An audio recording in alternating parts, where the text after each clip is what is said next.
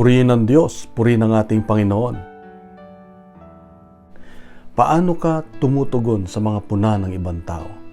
Sa Ebanghelyo ngayon makikita natin ang mga alagad ni Jesus na nangunguha ng trigo sa araw ng pahinga. At pinaalala ni Jesus na ang araw ng pahinga ay para sa tao at hindi ang tao para sa araw ng pahinga. Ang matutunan natin dito na pinapaalala ng Diyos ay maaring ang ibang tao ay pinupuna tayo sa kadahilan ng merong hindi pagkakaintindihan. Hindi nila nauunawaan kung bakit ginagawa o sinasabi natin ng isang bagay.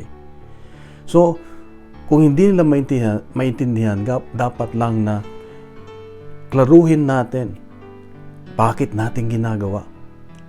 At pag sa pagklaro natin ay kailangan ipaunawa natin ng may pagmamahal, ng may grasya, ng may biyaya na nakikita sa atin ang presensya ng Diyos. Nakikita sa atin ang unawa at pagmamahal. Hindi yung tayo ay nagre-react, nagagalit ka agad, nagtatampo agad. Maaring paraan din ng Diyos para tayo ay kausapin sa mga pagpuna ng ibang tao.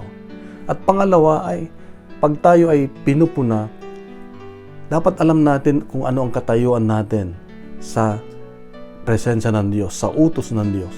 Ito ba ginagawa natin ay dahil ginagawa natin para sa Diyos? Kung ginagawa natin ito para sa Diyos, ay siguradong maibabahagi natin ng malinaw, ng may pagmamahal. Kaya nga, dapat alam natin pag tayo pinupuna kung bakit natin ito ginagawa sa mata ng Diyos. Kapatid, dito ang paalala ng Diyos sa iyo at sa akin ngayon. Hindi masama ang mapuna ng iba. Maring kinakausap tayo ng Diyos at makakabuti sa atin. So, isang mapagpalang araw sa iyo at sa iyong mga mahal sa buhay. God bless.